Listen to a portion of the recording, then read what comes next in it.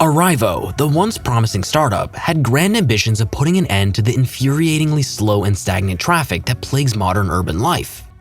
The world of transportation has always been ripe for disruption, and one startup seemed to have found the answer to our traffic woes. Arrivo, with its vision of high-speed, tube-based transportation, promised to revolutionize the way we move people and goods.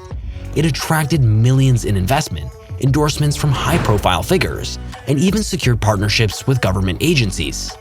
The brainchild of former SpaceX engineer Brogan Bam Brogan, Arrivo aimed to build on Elon Musk's groundbreaking Hyperloop concept, but with a twist. Instead of going underground, they envisioned a fleet of autonomous vehicles, magnetically levitated and propelled at breakneck speeds alongside highways. Arrivo's vision for transportation was nothing short of revolutionary, with the company's innovative vehicle designed to travel at speeds of up to 200 miles per hour on a magnetized track. It was reported that the startup had planned to apply this technology for a range of uses, including the transportation of cargo and personal vehicles.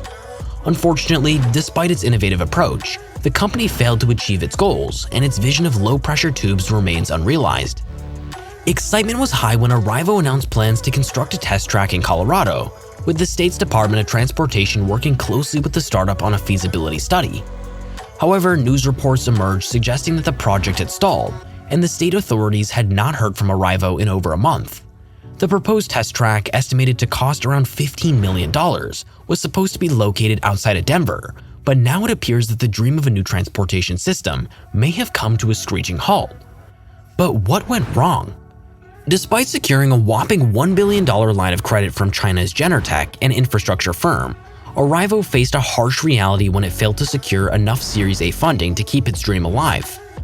Genentech had pledged the line of credit to Arrivo's partners to build out a full transportation system, but it wasn't a direct investor in the company. The once promising startup has officially shuttered its doors after falling short of funding to pursue its vision of an above-ground Hyperloop-style transportation system. Tragically, the demise of Arrivo left many employees in a state of uncertainty. All employees were furloughed in November and half were laid off. The remaining staff members were laid off via text message or phone calls on the last Friday, marking an ignominious end to a once heralded company with lofty ambitions. In 2019, there was a sudden shift towards a maglev system, but the plans never came to fruition. It was stated that the initial phase of the project would involve the construction of a test track. However, ground was never broken. The company had a tendency to focus on planning before taking action, leading to the development of revolutionary ideas that ultimately failed. In addition, the company attempted to launch a new transportation system without properly testing it, highlighting the importance of having a step-by-step working plan in order to bring ideas to fruition. This approach caused significant tension between the team and the founders, as they were unable to secure further funding due to their inability to prove the viability of their ideas to investors. Without revenue, progress became nearly impossible. From cutting-edge technology to cutting through walls. How a toxic work culture contributed to the company's downfall?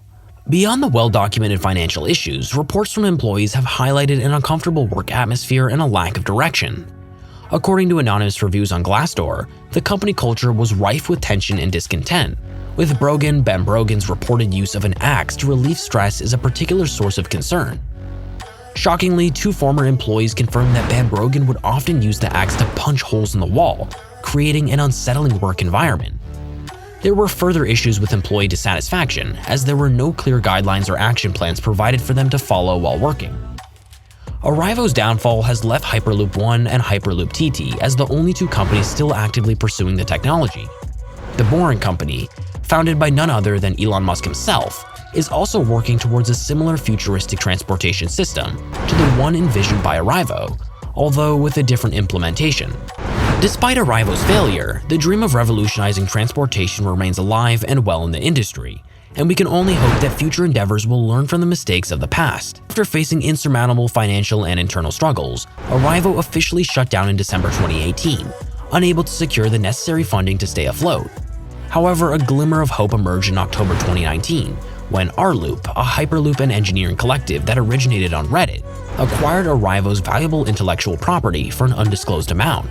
With this acquisition, Rloop hopes to build on Arrivo's vision and push the boundaries of futuristic transportation technology, despite the setbacks that plagued its predecessor. Only time will tell if Rloop can turn Arrivo's dreams into reality. Be sure to hit that subscribe button and stay tuned for more. And if you found this content helpful, give the video a like.